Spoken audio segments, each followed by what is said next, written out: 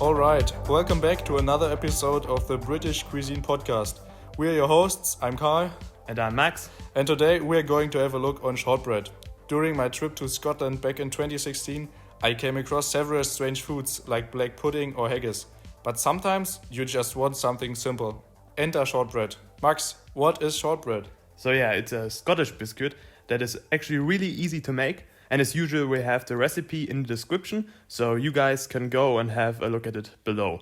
So all you need for shortbread is 125 grams of butter, 55 grams of sugar, and 180 grams of flour. Great, where do we start?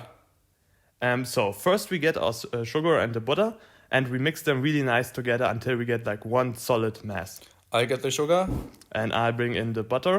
And one tip for all of you guys out there, let the butter rest for about 20 minutes outside the fridge before you start. Otherwise it would be just too firm to start with the recipe. Right now we start combining these two with a mixer, but you can use anything you have at home. While I get this going, tell us something about shortbread's history. So like I said, it originated in Scotland, sometime between the 12th and the 16th century. It is credited to Queen Mary of Scots, who is said to have refined the shortbread. Although there is not much real evidence for that now. Now Max, that we have 2 of our 3 ingredients in our bowl, am I right to assume that we now get the flour? Got me. Exactly. Here it is. And now back to stirring it all together. Understood, mate. And while Carl continues, I'll tell you more about shortbread's very, very eventful history. So the first printed recipe of shortbread was written by Scotswoman Mrs. McLintock in 1736. And back in these days it was pretty expensive, and therefore it was only made on special occasions. Not to interrupt you, my friend, but our dough is now ready. Oh, okay. I get the rolling pin, and you can pour a small amount of flour on the table so our dough doesn't stick to it. Of course. And before you start, try to form like a rectangle with the dough. It will make it easier to cut our final shortbread fingers. I get it to a height of about 1 centimeter, right? Yeah, that's right. I just get the baking tray. Now we can start cutting the dough. Max, you have the recipe. How long and wide do the fingers have to be? So let's make them 2 by 6 centimeters. Alright, I start cutting and you can lift them over on a tray. And to the dear listeners, don't forget to pierce the fingers with a fork. Just a moment, Max. Now you can start with your fork. And now we just put them into the oven at 150 degrees Celsius. Or for American fellows, that's 302 degrees Fahrenheit. You know what? I wonder where our listeners are from. Well, that's a good question. Guys, let us know in the comments below where you're from. So Max, how long will it take for our biscuits to bake? Around 30 to 35 minutes.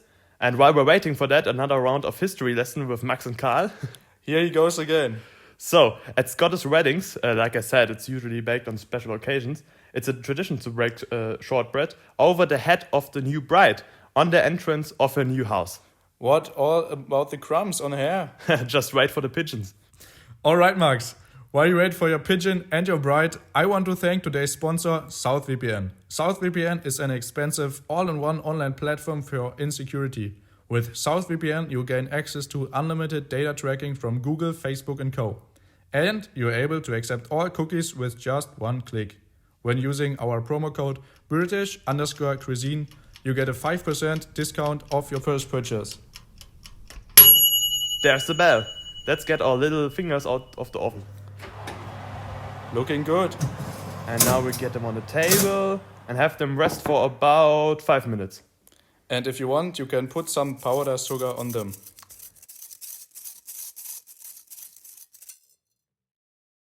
So now welcome back to the best part. Taste test! Absolutely delicious. We really nailed it. That's exactly what it tasted like in Scotland.